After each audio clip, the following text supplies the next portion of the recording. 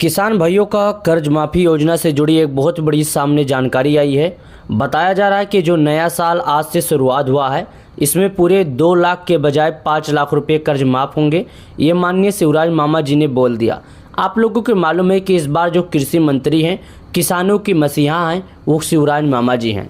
लेकिन इस बार कुछ राज्यों के किसानों का कर्ज माफ़ होगा।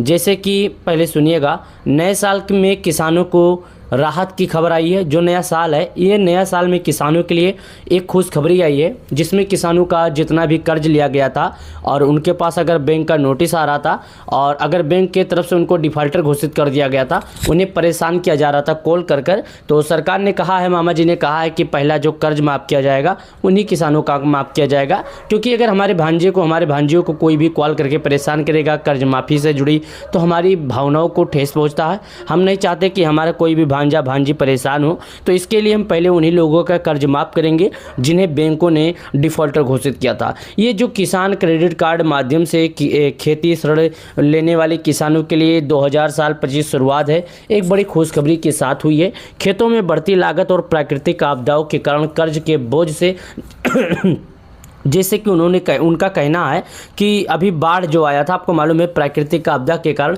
कई किसान ऐसे हैं जिनका पूरा फसल बर्बाद हो गया था। उनके घर पे खाने तक का भी अन्न नहीं बचा था, उनके खेत में थोड़ी भी अन्न उपजी नहीं है। तो ऐसे में पहले हम उन किसानों का पूरा कर्ज माफ़ कर देंगे जो कर्ज लेते सरकार से। अब यहाँ पर एक बात और लिखा है, इस योजना का मुख्य लक्ष्य उन किसानों की मदद करना है जो विषम परिस्थितियों के कारण अपना बैंक ऋण चुकाने में असमर्थ हैं। खेती एक जोखिम भरा कार्य है। मतलब उनका कहना है कि जो खेती करना है, ये मतलब नहीं है कि खेती बहुत ही अच्छा है।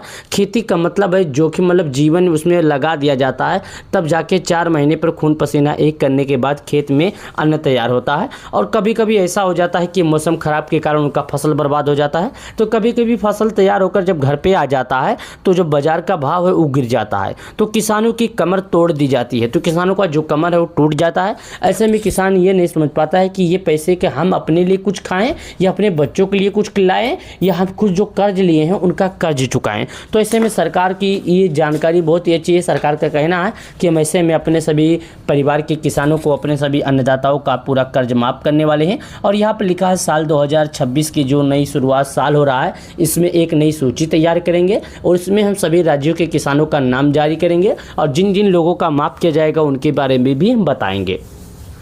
सरकार द्वारा बताया गया है कि नई साल के शुभ अवसर पर किसान कर्ज माफ़ी योजना को लेकर हमारी सरकार कुछ नई शुरुआत करने वाली है। और कर्ज माफ़ी योजना की अनिवार्यता है कि जितने भी किसान कर्ज लिए हैं वो भारत के रहना चाहिए और किसान के पास जो खेती करने के लिए ज़मीन है वो थोड़ी होनी चाहिए, सीमांत होनी चाहिए। किसान जो है गरीब ही होना चाहिए। किसान के नाम पर सक्रिय KCC खाता बकाया ऋण होना चाहिए। अगर किसान है तो उसके नाम पर बकाया कर्ज रहेगा तभी माफ़ किया जाएगा। आवेदन और सत्यापन के लिए आधार कार्ड बैंक खाते से लिंक होना चाहिए। किसान क्रेडिट कार्ड KCC की बैंक पासबुक की फोटो कापी, भूमि से संबंधित राजस्व दस्तावेज, खतौनी पट्टा, सक्रिय मोबाइल नंबर होना चाहिए।